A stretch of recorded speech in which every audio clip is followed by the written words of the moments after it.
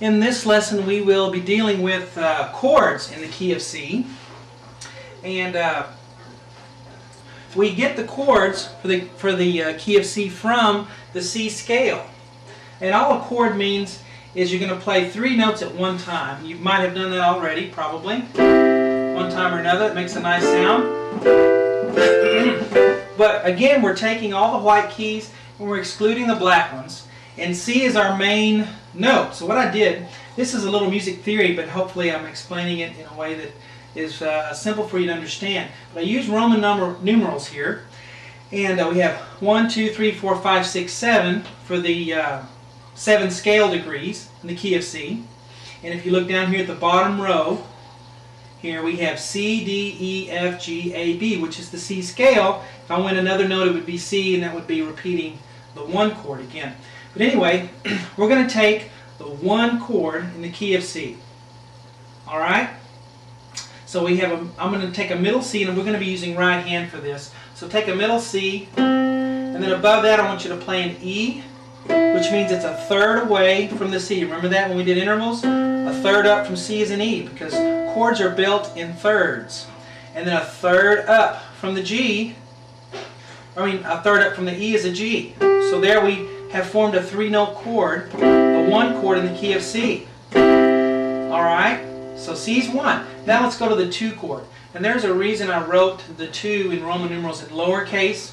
And we will get to that later. It has to do with major and minor chords. But for now we're just going to call this a D chord. It's really a D minor, but let's move up and build another chord. Alright? But in this is called root position. When you play a chord in root position, the bottom note is the name of the chord. So if I say C chord, you automatically should think C, E, G. Alright? Some form of C, E, G. And that can take many different forms, but here's the most basic.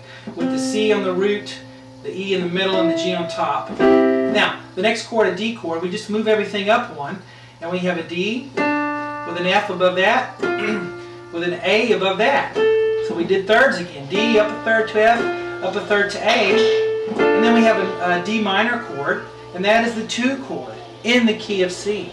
In another key it would be something else, but in the key of C it's the 2 chord. Now let's move up again to the E minor chord, and it's the 3 chord. So E up a third to G, up a third to B. That's the 3 chord.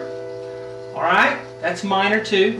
Minor chords sound kind of sad. Can you hear that? Kind of sad. Major chords sound happy, and there's a reason for that we'll get to in later lessons. 4 chords, major, so it's another happy chord. So we move up again to an F, and again it could be any F. I could play this F chord, or as long as I have F on the bottom, and then I go up to an A and a C above that. And as far as fingering, the traditional way is to use thumb, middle finger, and pinky. But if you want to do it this way or this way, that's really fine to do that.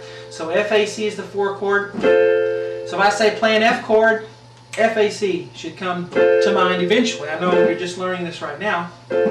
5 chord is G, B, D. So moving up again, or actually I can do it down here. Let me come down here and do it here. G, B above that, D above that. That's the 5 chord. I can play it all over the piano. It's still always the 5 chord in the key of C. The 2 chord is always a D chord in the key of C. Wherever I want to play it, it's still 2 in the key of C. Alright, then we get to 6. We have a minor chord. See, it's lowercase, so it's going to sound sad. Here or here is fine, but it's A, C, E. So A, up a third to C, up a third to E. Alright? Now the last chord's kind of weird. It's not one we will use a lot, but let's go ahead and learn it anyway. And it's not major or minor, it's a diminished chord. It's going to sound really unstable, but it's the 7th chord. And we're going to have B on the bottom, up a third to D, up a third to F. Hear how unstable that sounds? That's the 7th chord. It's not used very much, but and the little circle there means diminished. That's the quality of the chord. It's a diminished chord. So 7 chords are diminished. All right. Now this is what we call, some people call the triad vocabulary, and it would be good to kind of study this. You need to know if I say C chord that you can go C, E, G. So you can go C, E, G, D, F, A, E, G, B, F, A, C, G, B, D, A, C, E, B, D, F. I don't know if I got any of those wrong, but you want that to become an automatic in your mind, because to get the other chords to play in other keys, all we will do is add flats or sharps to these notes. You see, for example, I could take a C chord, all I do is add a flat to the E, and I got a C minor chord. I'm playing in C minor. See, or we can add a flat to the G and make that a diminished chord. So we can have all kinds of combinations of flats and sharps. But this is the triad vocabulary. There's only 7 letters, and we'll add flats and sharps to them to make the different qualities of the chords. Anyway, the point of this lesson is to get really used to the root position chords on the white keys, the key of C. So what I'd like you to do is just start with a C, E, G, play a root position, and go up so far, and then come back down.